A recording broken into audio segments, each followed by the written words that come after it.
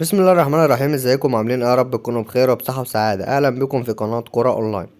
النهاردة هي ازاي نشاهد مباراة الاهلي وسياتل في الدور الثاني من كأس العالم للأندية. بص، انا جايب لك 3 طرق عشان تتفرج بقى على الماتش، و3 طرق سهلين اصلا. عندنا قناة مجانية وقناتين شيرنج.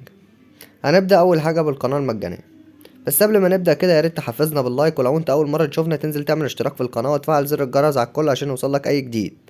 وما تنساش اللايك اهم حاجه عشان بيحفزنا، وتدعمنا كده باي كومنت كده او اي تعليق في التعليقات، وتشير الفيديو لحبايبك واصحابك. القناه المجانيه موجوده على النايل سات، يعني تقدر تستقبلها لو انت حزمه شرقيه، يعني ما ينفعش تستقبلها في تونس والجزائر والمغرب.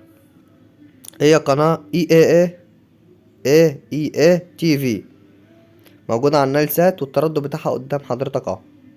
تقدر تستقبلها، قناه مجانيه تفتح بس اتفرج عليها وقت المباراه بس.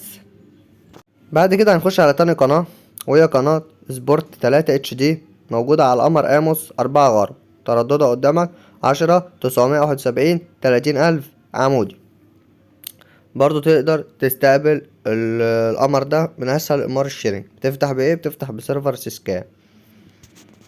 تالت قناة معانا هي قناة كانال سبورت 2 HD، موجودة على القمر الهوت بيرد أو القمر الأوروبي، ترددها 11 487 27,502 وأفقي أو اتش.